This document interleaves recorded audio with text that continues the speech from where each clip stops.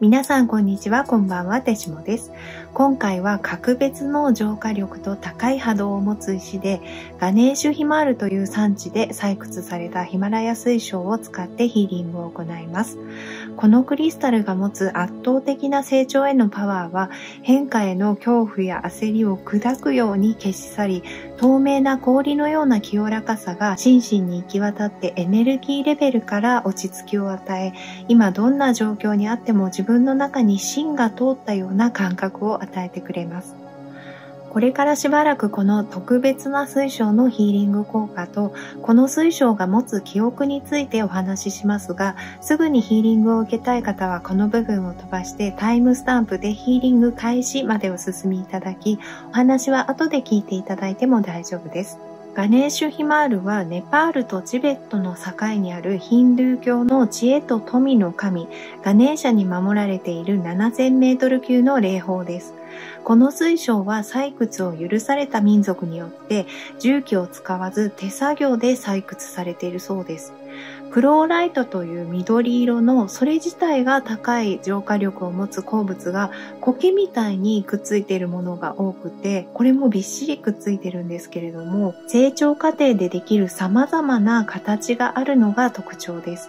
この個体は持っているすべてのクリスタルの中で一番高価で大きいからっていうことを除いても、この圧倒的な存在感にはいつもちょっとドキドキする緊張感と、見るだけで不思議と守られているような感覚を与えてくれます。他のクリスタルもテストヒーリング中によく自分が育った環境をビジョンで見せてくれることがあるんですが、この水晶も手に持つと氷やチリチリした雪、透き通った空気を感じることができて、地層や岩盤が何度もずれて動いていくようなビジョンが見えることもあります。この柱の部分に成長根と言われる筋がバーコードみたいに入っているのがわかると思うんですが、今ちょっとアップで映していると思うんですが、これは他の鉱物や硬い岩盤によって成長が阻害された後だそうです。それがたくさん入っているので、この線の分だけ成長が止まって、でも成長し続けたっていうことですよね。で、そういう特徴のせいなのか、この水晶でヒーリングをしてみると、不安を煽るような考え事が溜まっている脳やハートに張っている氷を打ち砕くような感覚があります。こんな風に表現するとちょっと怖い水晶って感じるかもしれないんですけれども、なぜかその砕かれるような感覚っていうのがとっても気持ちよくて、気持ちいいから、だから今自分にとって必要な浄化をしてくれてるんだなって理解できて、すごくリラックスできます。で、妹にテストした時は打ち砕くような感覚はちょっと少なくて、水をひたすら浄化しているような、何かを入れ替えてスッキリさせているようなイメージだったので、この部分は人によって浄化の起こり方が違うと思いますが、どちらにしてもリラックス感はあると思います。これから行うヒーリングでは、今お話ししたような浄化の後に、このポイントの部分を使ってエネルギーを流すパートに入るんですが、テストでは浄化だけで深くリラックスしてしまうためなのか、体は寝てるけど意識は起きてる変性意識っていう状態に毎回入ってしまってました。なんでその変性意識って分かったかっていうと、何この状態すごいいい感じって思ってた時に、サードアイのあたりに文字で変性意識って出てきたので、そうだって分かったんですね。で、この水晶は相手に合わせて分かりやすい方法で教えてくれる先生のようなところもあるんですけれども、私には文字ではっきり書いてみせて、後で調べさせた方がいいと思ったみたいです。で、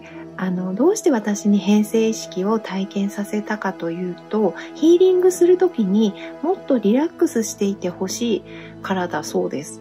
エネルギーを流そうと集中しすぎなくても、エネルギーの管としての私は石をあなた様の適切な場所に置いて触ってるだけでいいんだから、リラックスしてほしいとガネーシュヒマールさんはおっしゃってました。なので今日のヒーリングは今まで以上にリラックスして行いたいと思います。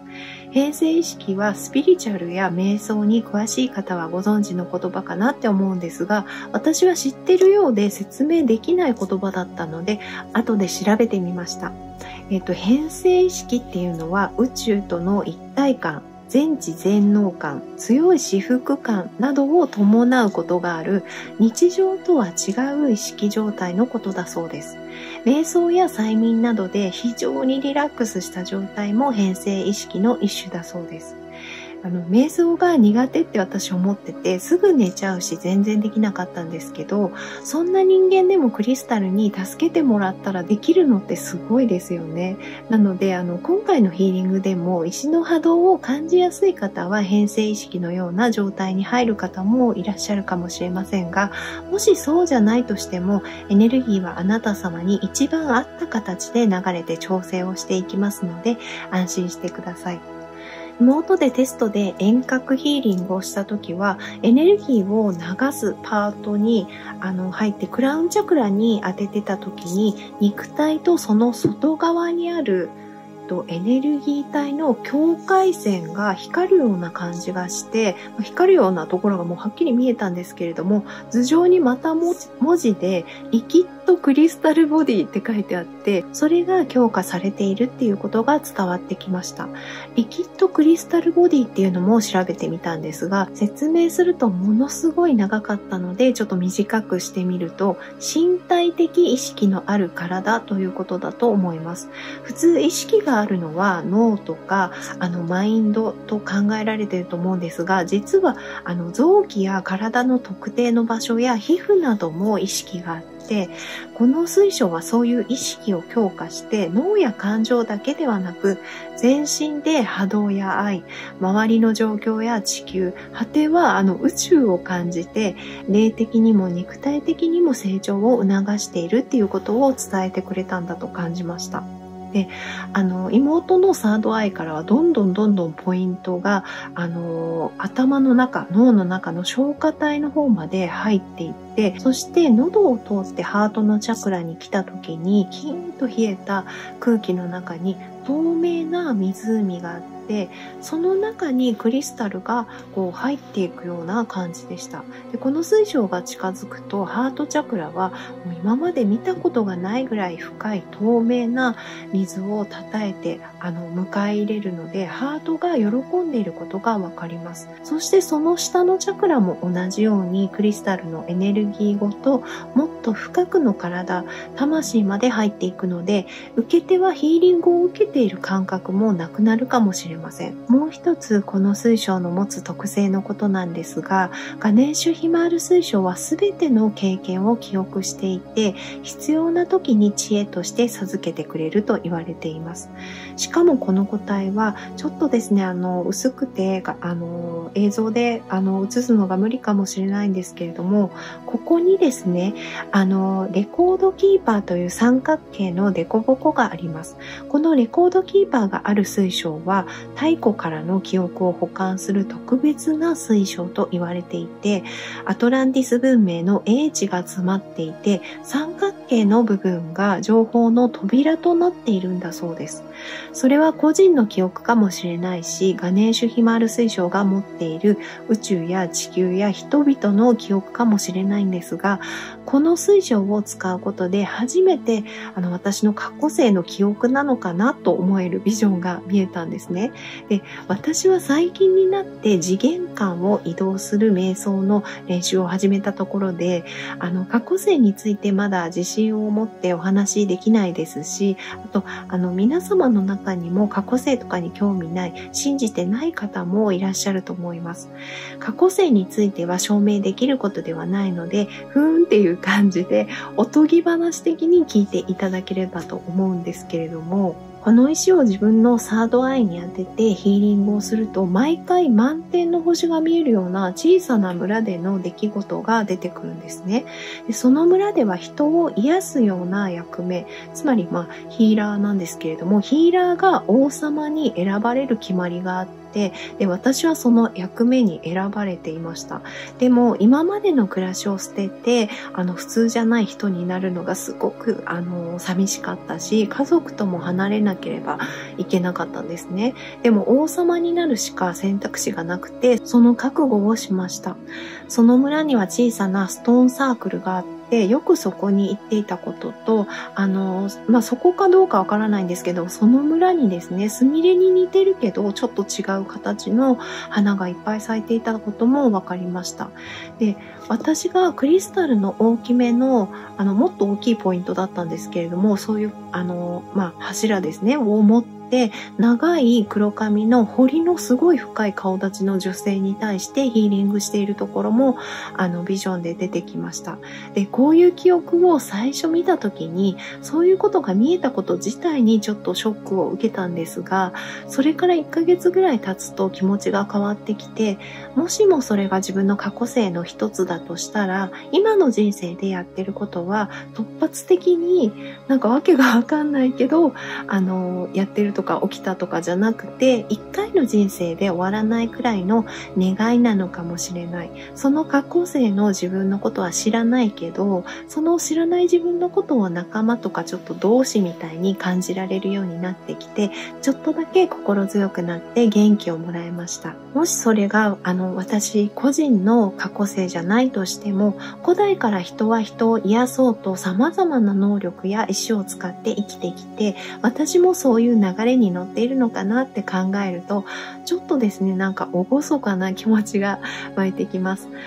あとですね、ちょっと全然関係ないんですけど、今ブラッシュアップライフっていうバカリズムさんの脚本のドラマがもう大好きで、毎週すっごい楽しみにしてるんですけど、何回も人生をやり直していくお話なんですね。で、そのドラマが面白すぎるので、ちょっとその影響もあるかもしれないです。で、そういう風にこのガネーシュヒマール水晶の効果っていうのは、もちろんすぐに感じられる清められたような感じとかリラックス感もあるんですが、今の自分に必要な教えや気づきを水面下でもたらしてくれるような壮大で深い作用があるんです。こういった深いレベルからの作用というのは、一人一人の状態に合わせて時間をかけて現れることが多いので、例えばヒーリングから数週間後、1ヶ月後に何か気づくこともあるかもしれません。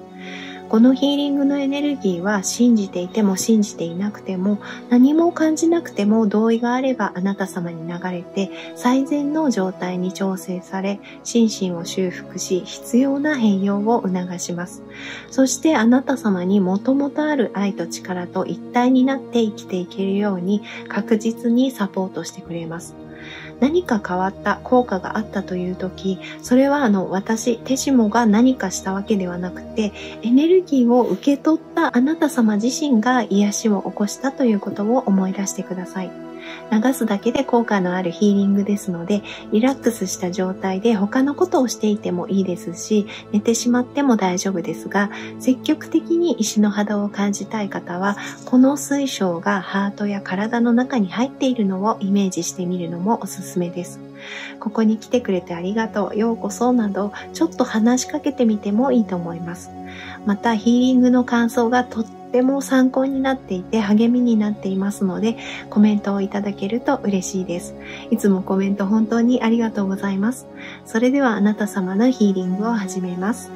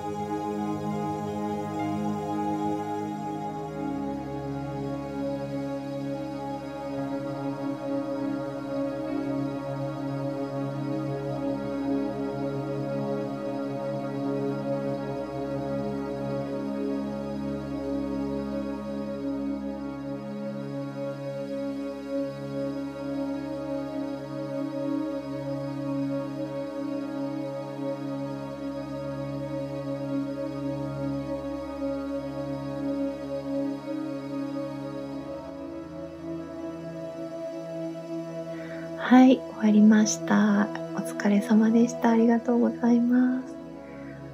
本当にもう最初に、ヒーリングの準備をしている段階から脳に直撃するような波動があって、もう、まだ始めてないんだけどって思うぐらいすごくて、それからもう浄化のパート、のところでもなんかもうとにかくすごいって思っててどんどん進んでいったような気がするんですけど、私が自分の自己ヒーリングをしていた時に見ていたような、なんて言うんだろうな、冷たい氷のイメージとかすごい透明感はあるんですけれども、空気を含んだ氷の中にハートのチャクラのところとかは、花があって、それがだんだん見えていくようなイメージとか、あとはですね、そうだな、なんか砂漠でもないけど、なんだろう、なんかピンクっぽい土の苔がいっぱいのところなのかな、それとも砂なのかちょっと判別がつかなかったんですけれども、そういう土地の様子っていうのがちょっと見えて、そこにですね、なんて言うんだろう、絵なのかな、地上絵なのかな、なんかもっと小さいかもしれないんですけれども、魔法陣とかいうのかな、なんかそういう感じの絵が描いてある、様子とかもちょっと見えたりしました。エネルギーを入れている時も、もう本当に、このクラウンチャクラにこうやってちょんってやっただけで、バワバワワって全部のチャクラが開いたような、ビジョンっていうか、もう本当にババババってもうすごい勢いだったんですね。それがすごいはっきり見えて、もうそんなことは初めてだったのですごい驚きましたし、ここの、第2チャクラ、セイクラルチャクラとルートチャクラに置いた時も、この、ガネーシュヒマル水晶が、地下からというか、なんだろう、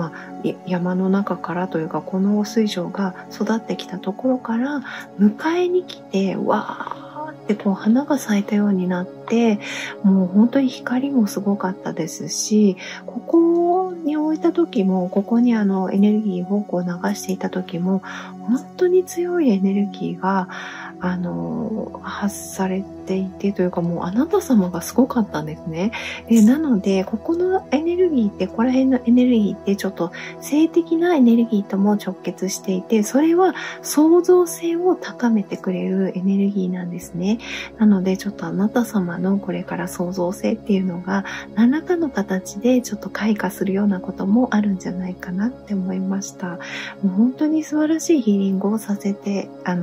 ただき本当にありがとうございました。で、この後ですね、翌朝でもいいので、お水かお湯をコップ一杯ぐらい飲んで、浄化と変化を促してみてください。で、次の画面でカードが映りますので、その中から気になるカードを選んでいただいて、で、カードからのメッセージはコメント欄に記しておきますので、もしよろしければ目を通してみてください。で、本当にありがとうございました。お疲れ様でした。またね。